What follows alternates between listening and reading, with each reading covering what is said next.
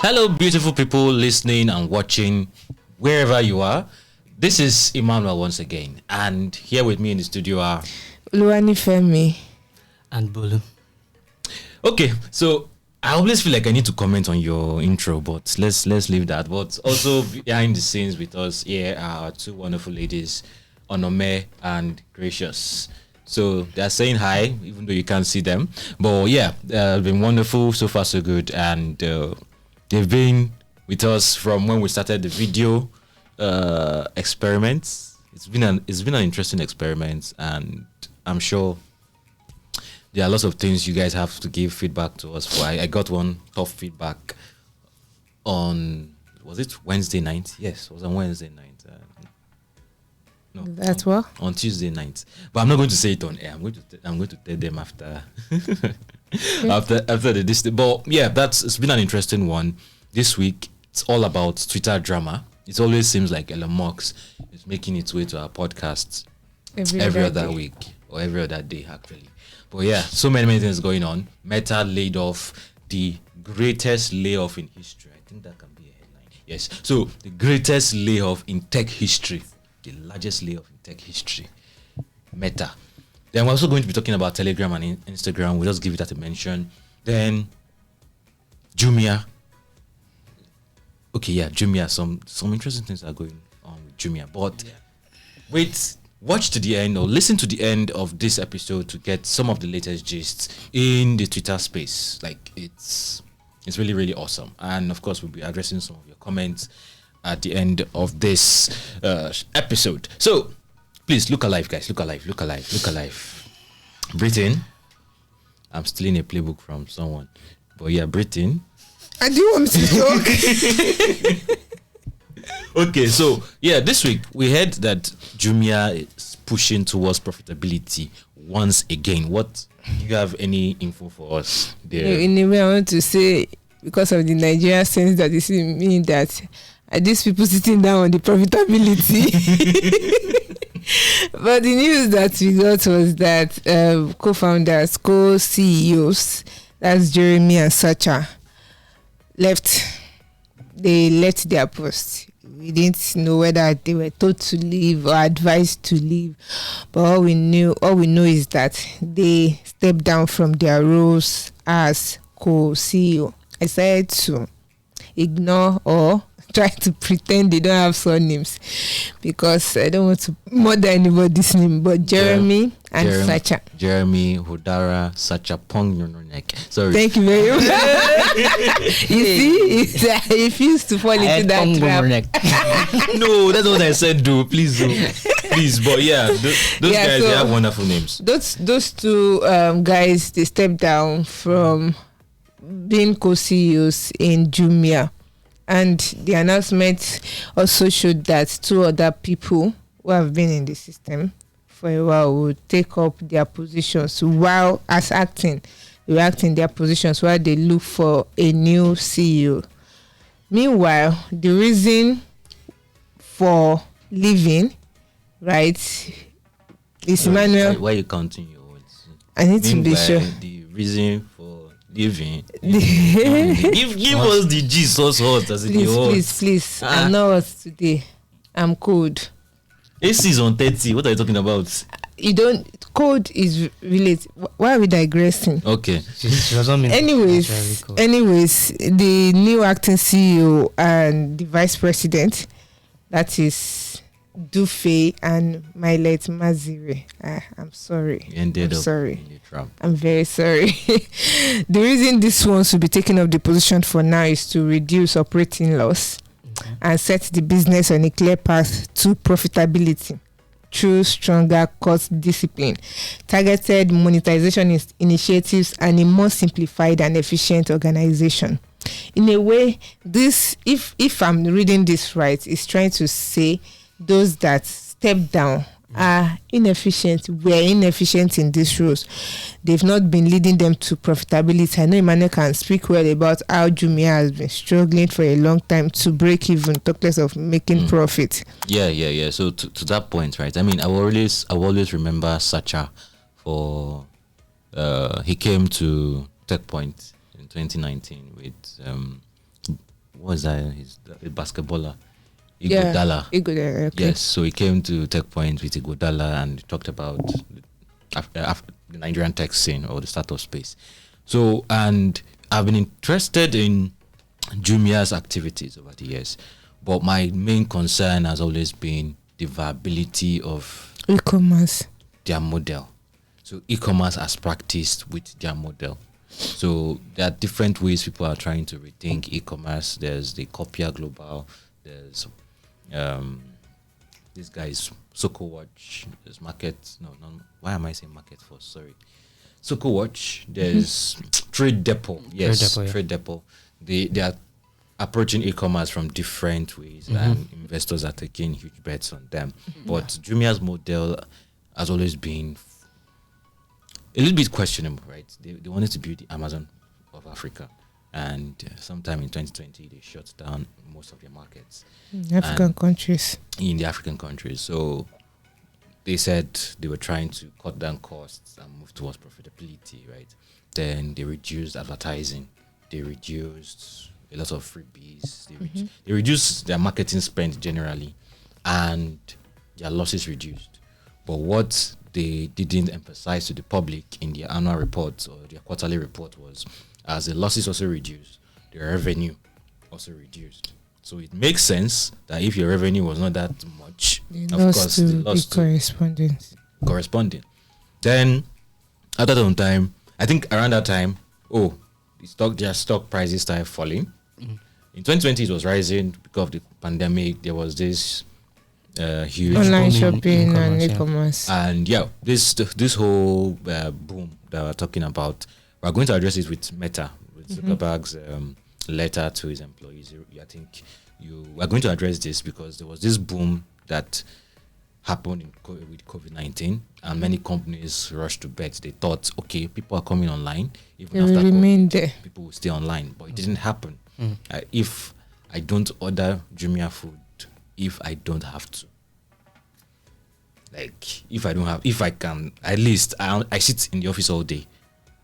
I even see it as an opportunity to trek and stroll to the restaurants to go and buy my food and eat. So, contrary to what people were saying during COVID, the restaurant business is not going anywhere anytime soon. But for Jumia, that was what was happening when they decided that maybe this strategy is not working. Let's start spending again.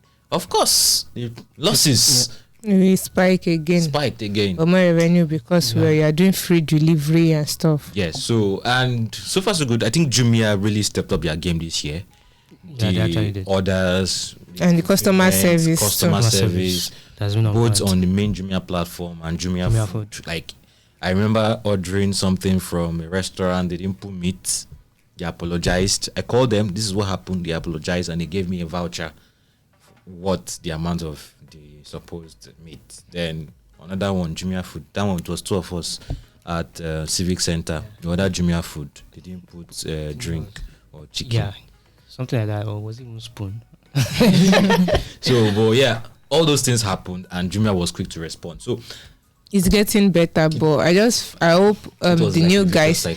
The guys that are coming, the next set of because they said this is not the last thing that we'll see, that they will do some changes to senior management. That some people are still probably still going to leave, and I'm looking at the expectation on the people that are coming in, because e-commerce is in Africa. It's the ghetto. It is. So it's not as if somebody actually has the playbook for it, right?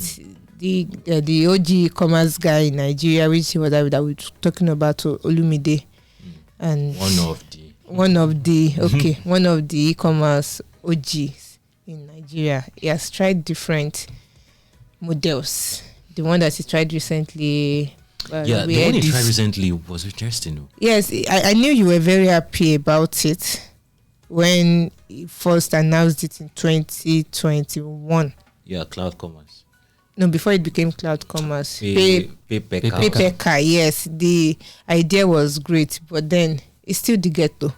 So we're having our fingers crossed to those that are coming to take this guy's place, because so I think what will just happen is will just be some kind of out of the box thinking.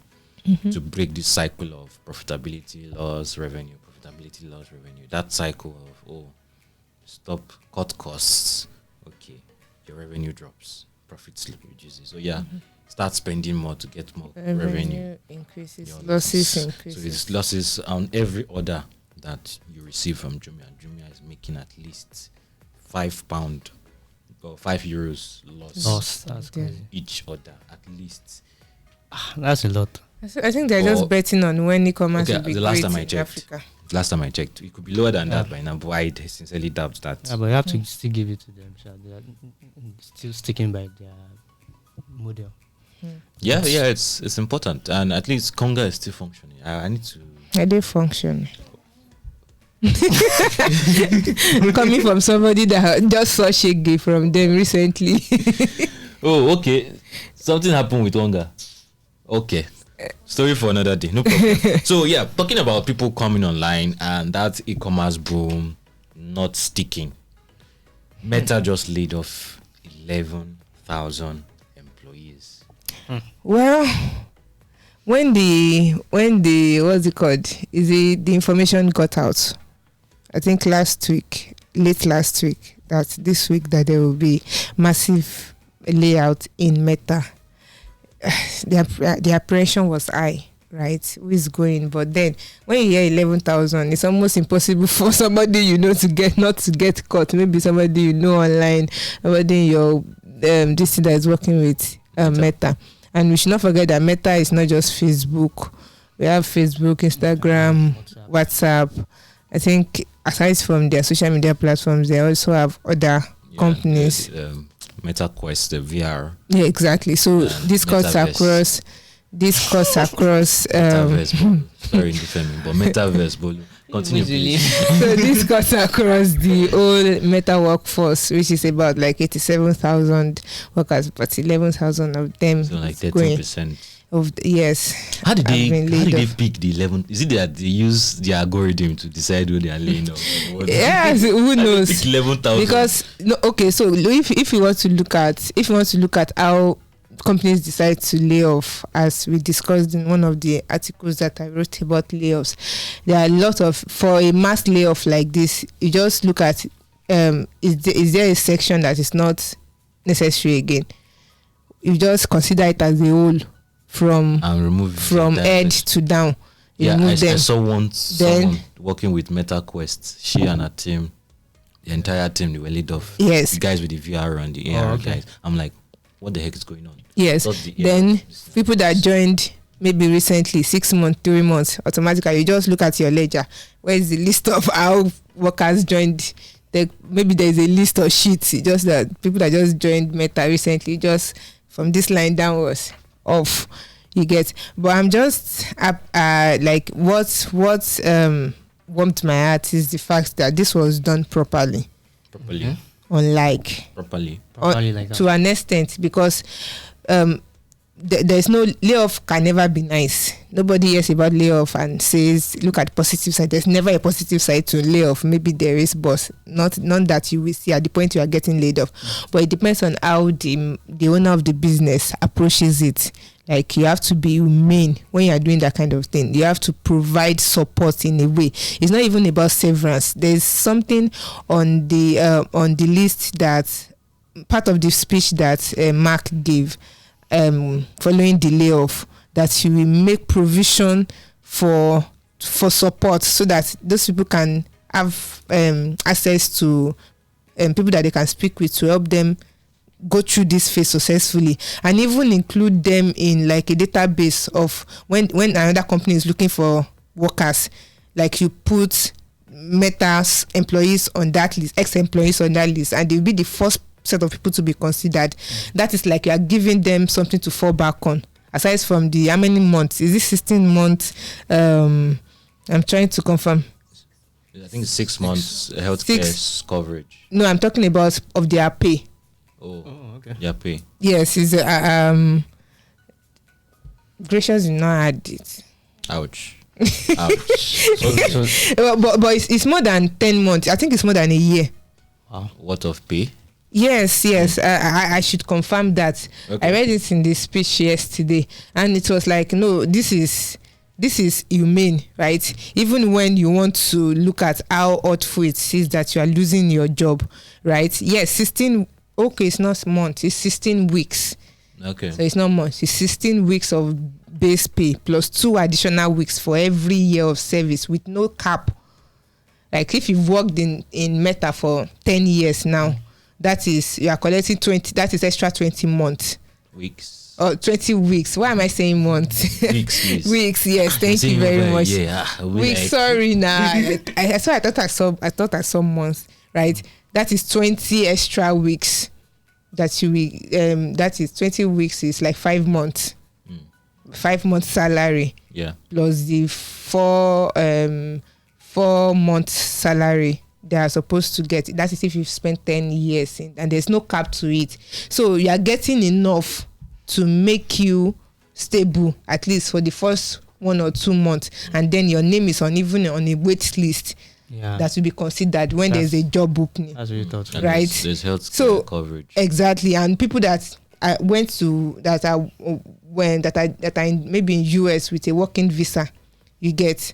That is because we are working with Facebook. You have time to. They even open an opportunity for you to consult with somebody that knows about this visa thing, so that they can help you to transition properly. So this is humane. Nobody is saying they should not lay off. Even Stripe, this kind of thing. We've heard they are humane, but this is my issue, right? Mm-hmm. It's in the first place for you to need to lay off. Like, you have too many. All I'm hearing is Meta overindulge in hiring. Yes. So even when I'm not trying to make a case for them, but business owners, they take chances at some point. They make decisions. So here I know, but hear me out. The lady that was laid off the MetaQuest team, she was sold a vision for the AR and VR headsets, which she ran with, and she started chasing. And when it was time to cut staff, she and the entire team was laid off. Like, it didn't. So yes, it's humane. Give me this. It's sad. Still, I think the thing is, companies come up with ideas. Exactly. Like there are ideas that have come and you've tried it for maybe 3 months. No, this is not fly, and you are cutting it off. Yeah, why not let me know so that I can change department? No, that is it now. It's not as if they will know now. Even the business owner, they don't always people know. that make projection, right? For instance, people that make projection for e-commerce or how much people spend online, then it's not as if they did not look at their papers, right? They just felt that the kind of frequency that people are coming online to get stuff now, if it continues like this, people will make it an habit. It's not as if people will continue to stay at home, but it will become an habit and they will continue in that way.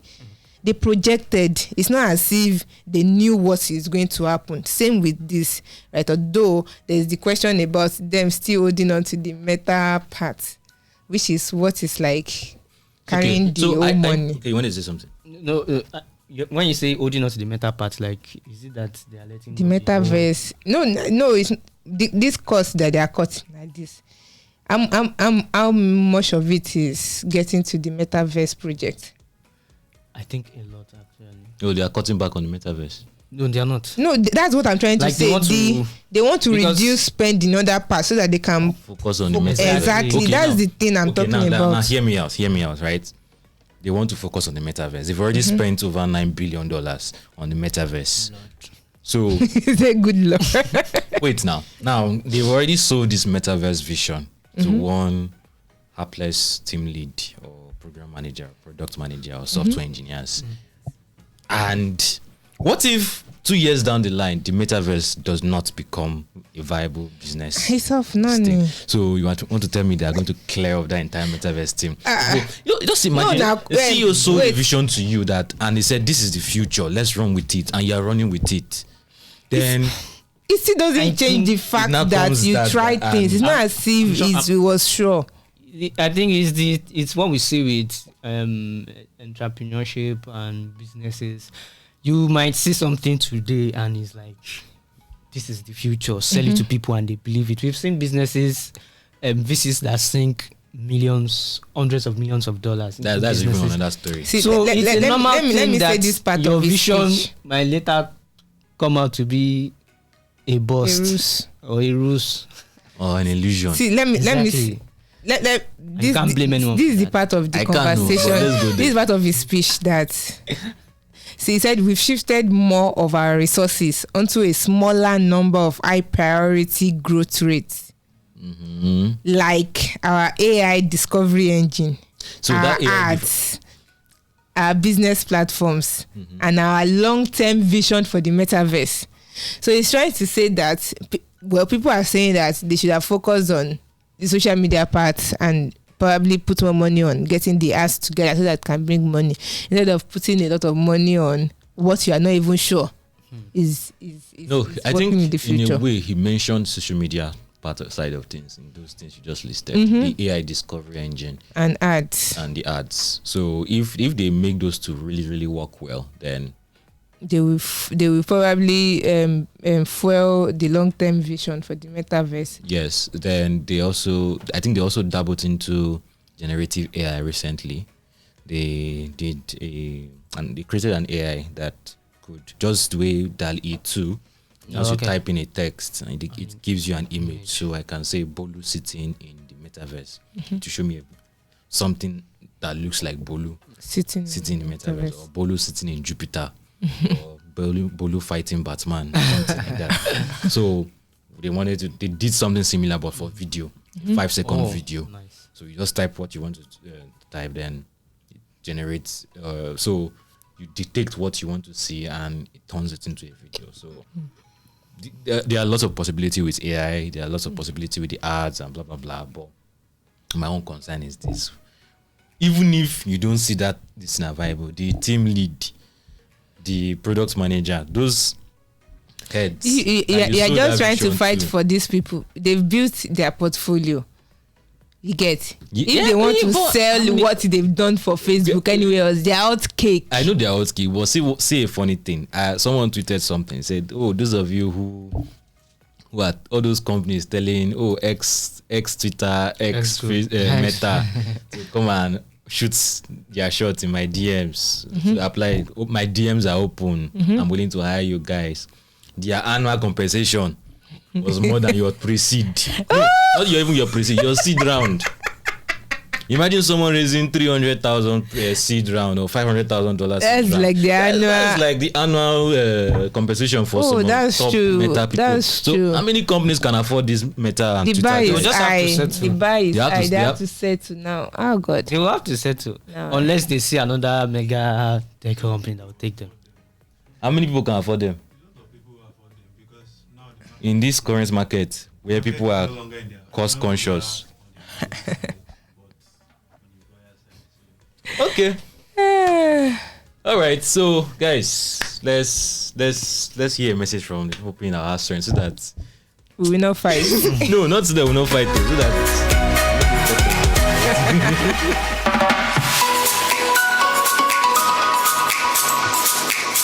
Hi, I'm Abisola Adenoga, the head of business at Techpoint Africa. Did you know that you could present yourself as a reputable brand leader? Did you know that your business can get the limelight it deserves? Now you do. Using Techpoint Africa's marketing tools, we can put you in the faces of a large audience for brand awareness and thought leadership. To do this, reach out to us by sending an email to business@techpoint.africa or click on the link in the description below.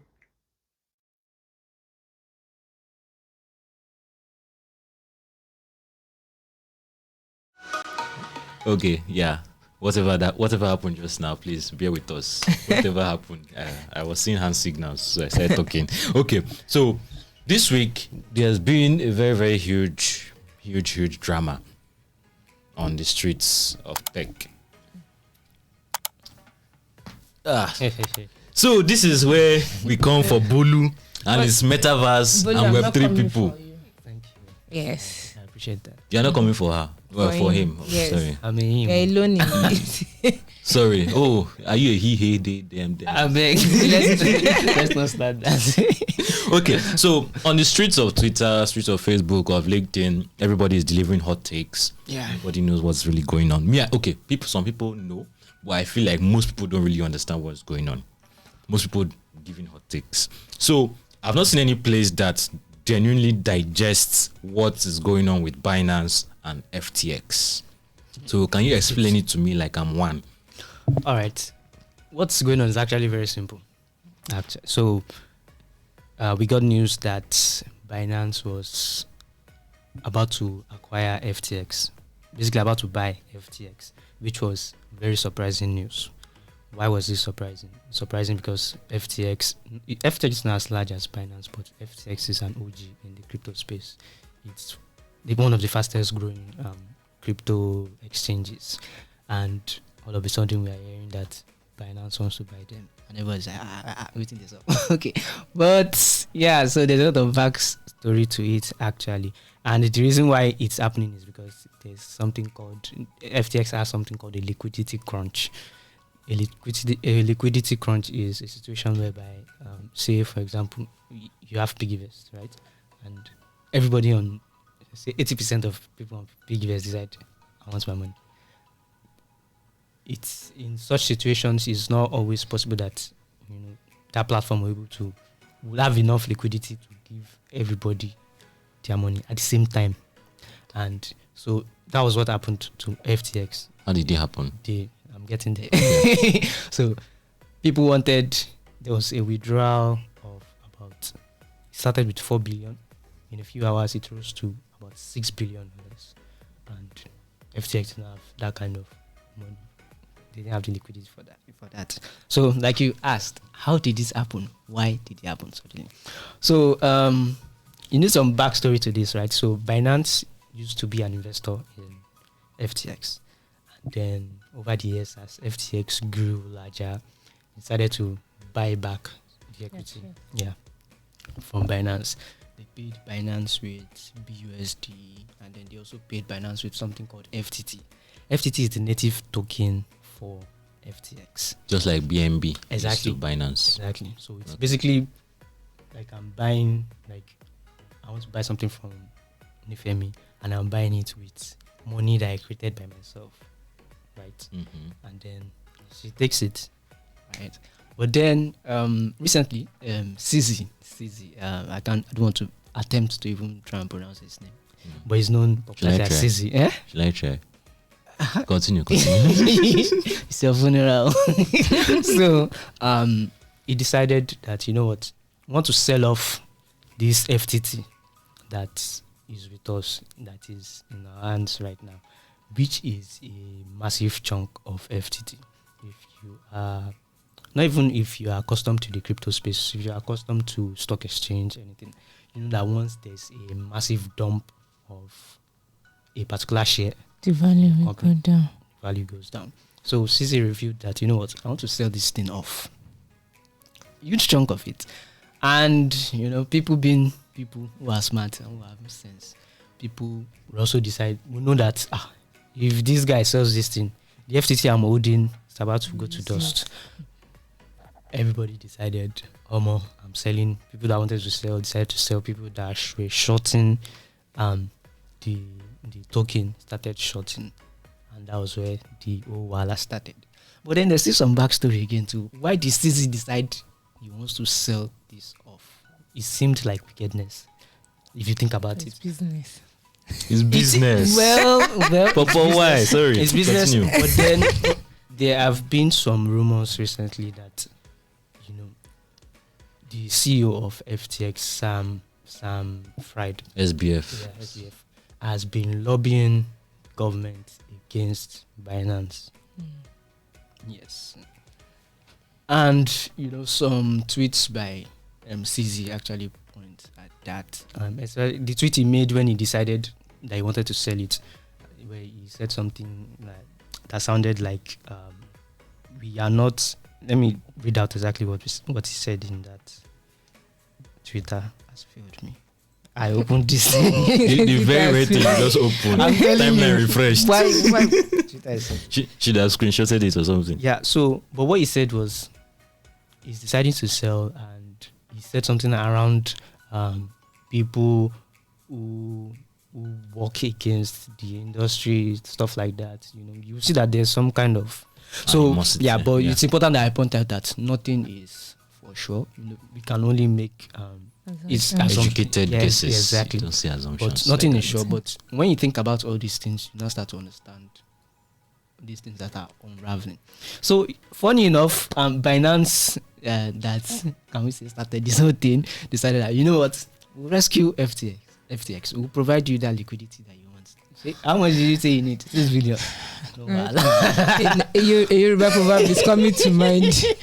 We'll give it to you. And then they issued something called an LOI, letter of intent. Letter of intent, you need to understand that it's not what Elon Musk did with Twitter. It means, we might buy you, but then we need to do some due diligence and know if we really want to do it. So they did their due diligence, and all of a sudden, Binance made a U-turn that will probably become FTX's demise. Wow. And the final nail in their yes, they said, yeah, you know what, we will not be going forward. And that was. But we want to say that the FTT. Yes. FTT has already lost about 70% of its value already. And another thing that even makes it worse for FTX is most of its collateral is in FTT. Oh, good. So it's so surprising because, like I said, FTX is an OG. FTX has been the one bailing people out. The likes of BlockFi. Read about when they bought BlockFi when BlockFi was in trouble, and you will not think that something like this will be happening to FTX. So the crypto market throughout this year has just been full of so many surprises. It has been very surprising. That's pretty much. How many weeks ago was it that Coinbase was laying off? It hasn't been that long, and then from the press release that Binance, you see that it's as if Binance is like some those videos, those memes where you see somebody where he tells someone like something terrible happened to you, and the person like, oh no, and then they're laughing. Because when you read the statement, right, as a result of corporate due diligence as well as the latest new reports regarding mishandled customer funds and alleged agency investigations. Where did this come from? So there's mishandled customer funds. It's like Binance is like finish. You think yes. So that's just what it looks like to me. That's what it sounds like. But then with the day everything looks CZ also made a tweet where he said that nobody should think that he's happy that this is happening to FTX. That it's important for the we know. So it's a very and honestly I feel bad for FTX. So and there are a lot of lessons to be learned here because you want to give us lessons. So it's important because no matter how big you're not too big to fall, especially in the crypto industry because it is very under-regulated and for good reason. And again, it also points to the fact that with the amount of things that have happened this year alone, the fact that the crypto market is even still existing, it's actually a form of hope for me. It gives me hope that because imagine this was the stock market. We've seen things like this happen to the stock market, especially in 2008 with the entire thing, and then the government had to come to the rescue. The crypto market doesn't have anybody to come to its rescue. So the fact that it's still existing at this point with everything that has happened, maybe this is just like a very important stage for it. Where it has to outgrow some things, and then who is the real ones and who is the fake. So I think I hope you now understand what's going on. Yeah. So it's a nice. I think this is even the first time I'm fully understanding what really happened. I've been seeing bits and pieces here and there. So yeah, we're going to compile everything together and put as a separate video. Yeah, on this thing. So in case you are trying to understand what is going on between Binance and FTX, you have one place to find everything. But the conversation still needs to be had about Web3 and all the bubbles and all the. I mean, recently tweeted something about people are shouting about FTS and FTT. What are the people that are still holding chimpanzees that they bought for $1 million? Or someone who bought Jack Dorsey's first tweet And then for $1 million. they are pricing it for. They even price it for as low as I think $12. $12. Someone that bought for $1 million. So everything is now blowing up in smoke. So I'm thinking about it, right? When the likes of Facebook and Twitter and all the social media platforms were building what we now know as Web 2, were they shouting Web 2 up and down? No. They were just building. But this time around, This is the age of Web buzz. 3. This is the age of buzz, the age where you create buzz before you even start building. Like, That you there's no create an product. anticipation. Yes, and it also brings. We also need to, acknowledge the fact that some people have even, some OGs have come out to even tell us that Web3 self, people are just deceiving yourself. It's just marketing tactic. Jack Dorsey said it. I think it was last year. It was towards the end of last year. They said it was a marketing tactic. Yeah. It's a buzzword. Marketing and fundraising tactic. I mean, come on. There's You're telling me you're creating something that is decentralized, but then there's somebody funding it. So you mean somebody will fund something that they can't control, that they will leave, somebody will fund something for over $300 million. I'm happy you're thinking like this. And will say, you know Hands what? up. Everybody can do what they like. People, this thing will be controlled by people. Profits will be shared. You and Just doesn't. So this whole decentralization talk, right? I think it will either go two ways, right? People get more educated about blockchain and how it works. Not Web3 or blockchain technology. They get more educated about blockchain technology and understand it. Then they run their decentralized activities however they feel like doing that. Or these centralized platforms get regulated and they stop deceiving themselves that they are Web3 and they are decentralized. Because think about it, why does a Binance why does it need to exist? Based on the core value of Bitcoin or the core value of blockchain, taking away demand, taking away that central force that controls everything. Binance is a very, very, very big force right now, right? A central exchange. Why did a Coinbase exist? Why did an FTX exist? It's because individuals were not able to navigate the world of blockchain on their own. They didn't understand it. Exactly. They don't know how to create a MetaMask wallet, for example, and send Bitcoin directly to another wallet without a central thing. Yeah. So the central exchange gives you a little bit of trust. Yeah. There's a customer care. Exactly. You have somewhere to run to if something goes Good, wrong. but for that kind of thing to exist, then there should be regulation, because that is why banks are regulated, because banks are holding the money of a lot of people, and that's what's happening with these crypto exchanges. They're holding billions of dollars worth of people's assets. Yeah. And that brings me to the next lesson that we need to learn from this. So it's important for people to, like, if you are holding any form of cryptocurrency and you are holding it in a central exchange, just always have at the back of your mind that it's not your money. Anything can happen to it at any time. Any central exchange. Nobody you can hold. Yes, any central exchange. Just know, because the thing with central exchange, see what happened with what's happening with FTX now. They've stopped withdrawals. They possibly can pay. They don't have that liquidity for everybody.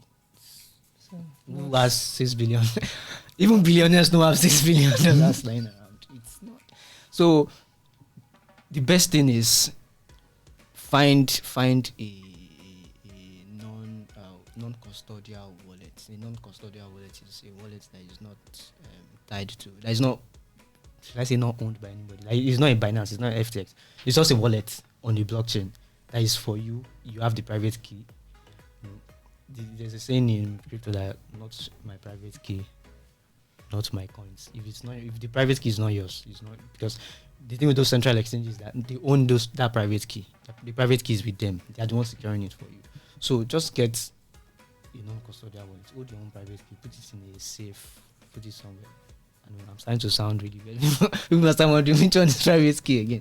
Private key is just like it's not like a way you can get into that wallet. That wallet. Just a key. Just see it as a normal key. But it's not physical keys. It can be like a string of letters that you can use. Just print it out. Put it in your safe. Like a safe deposit box. Exactly. Or you can even use offline wallets. There are offline wallets. There's one called Ledger. It's like a USB. It's like a flash drive. You can have that.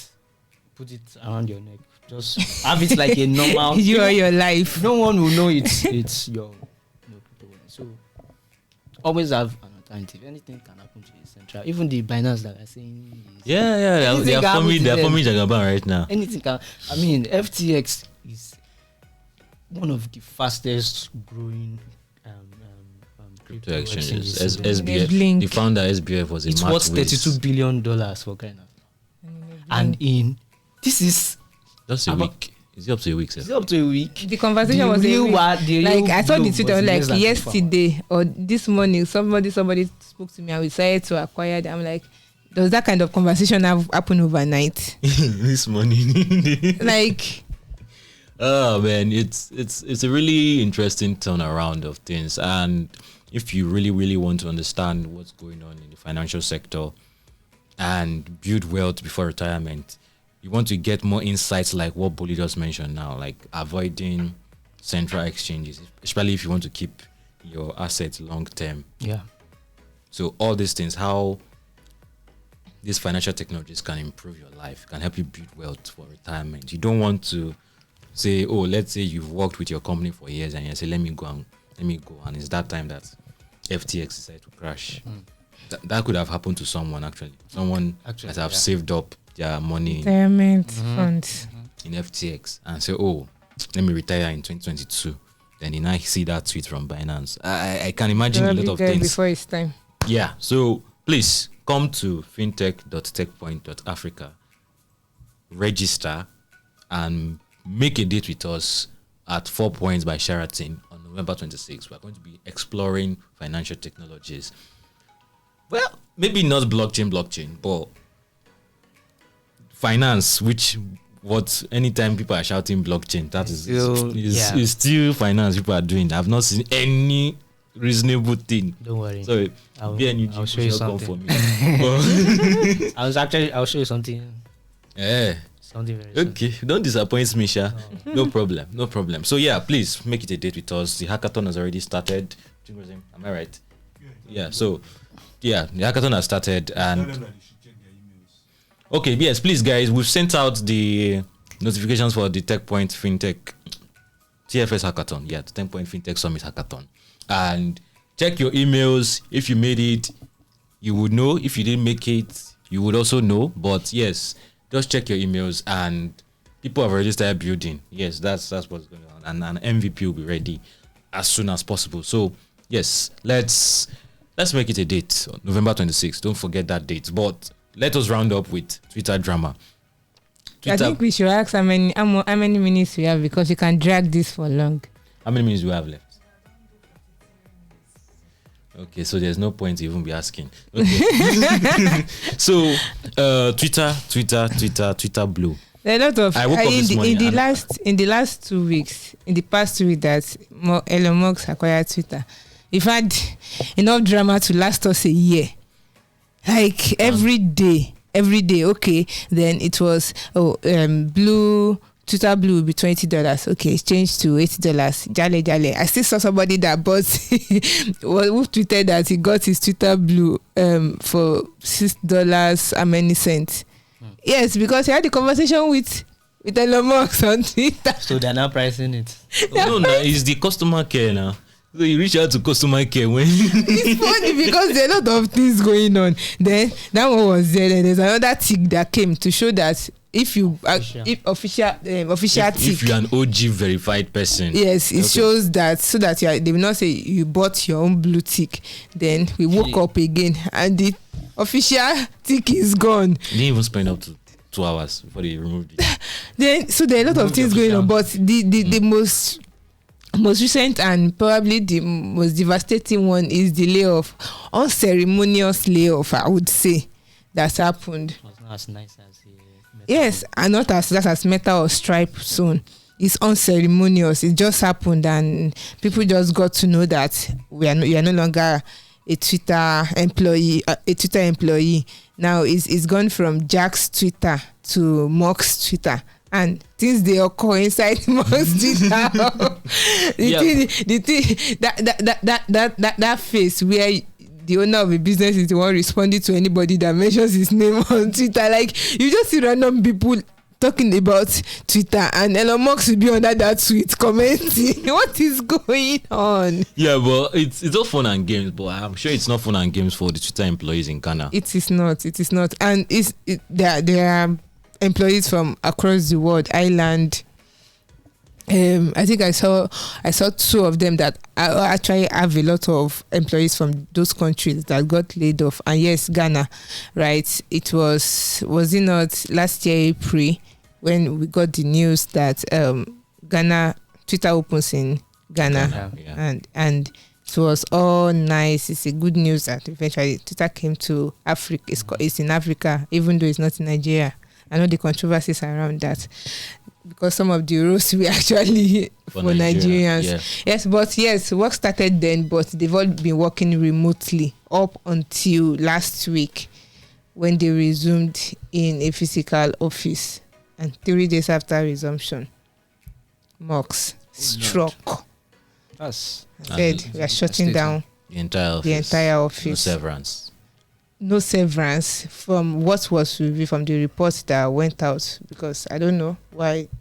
I don't know, because I tried to reach out and get if this was done properly, if the layoff was done properly, which is like the proper thing to do for somebody to have spent like over 1 year of their lives with you.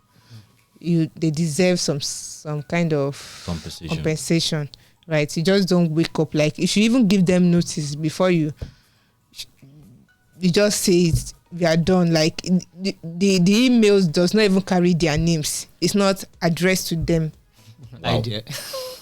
Yes, it just be like idea or hello with exclamation mark, collect your own.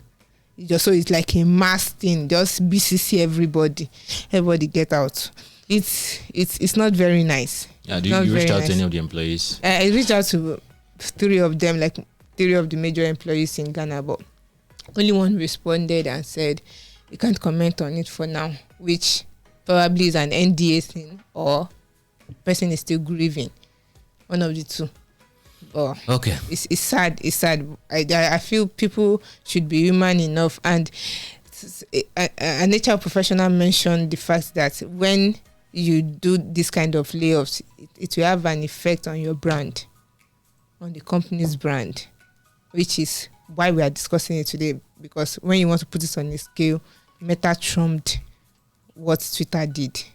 What Mark did with Meta trumped what Musk is doing. Elon Musk is doing with Twitter now. Yeah, even though Meta even lead more people. Exactly. Still, their layoff is even still humane, like Nifemi was saying. And another point with this whole verification thing that I think we should mention before we go is the fact that just bring your $8. That is the. I'm tempted to do that. Just bring your. You can't do it yet. It's just iOS users that can do it.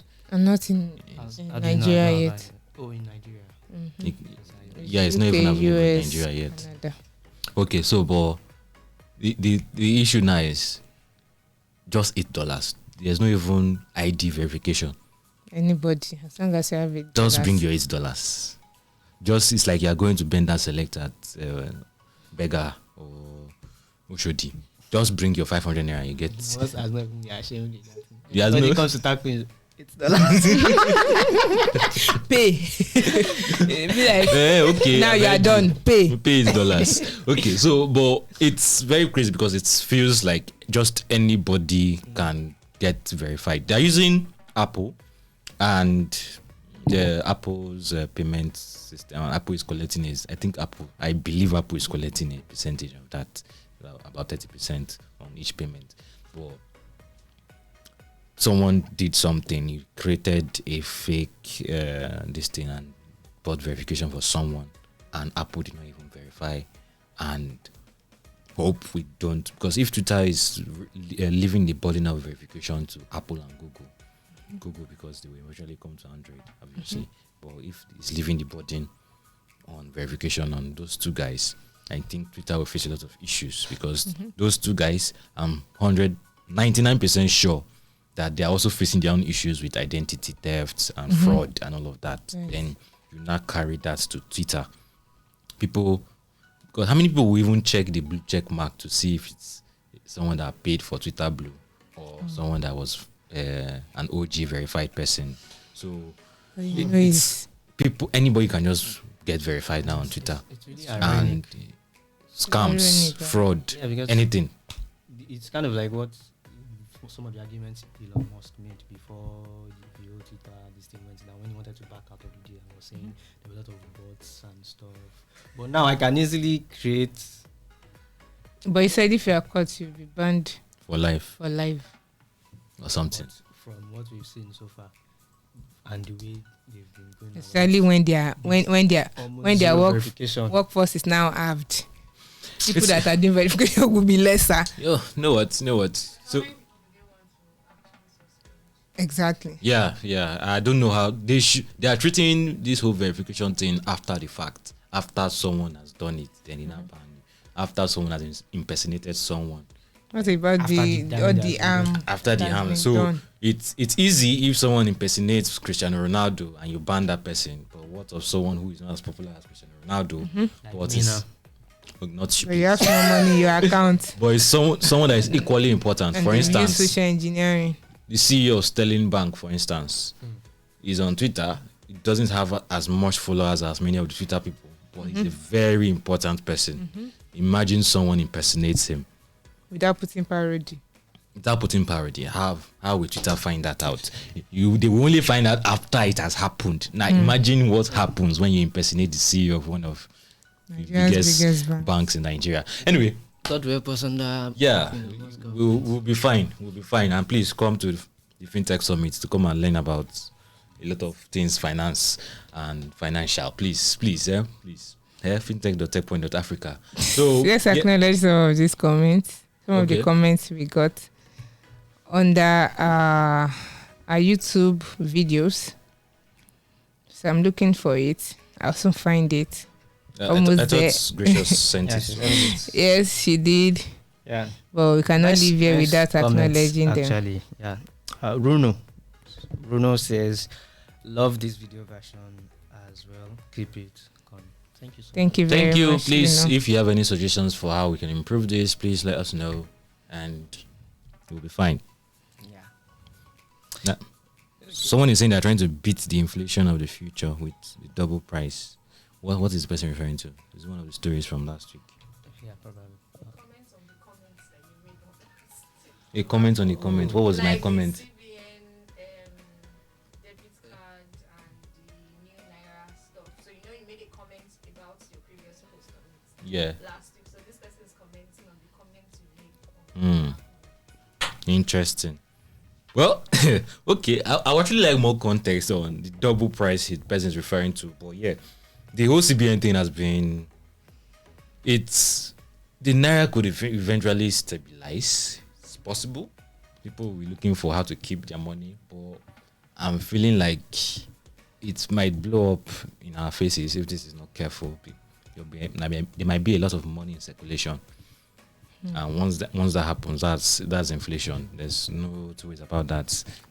And it happened that a lot of people, instead of carrying their money to the bank, were carrying it to the BDX, the Bureau de Change, and exchanging Naira for dollars. So they were betting even at a higher rate. So the Naira kept falling. But I think it has recovered. It gained like 30 Naira or something over the past few days. Well, Gain. Are we screwed?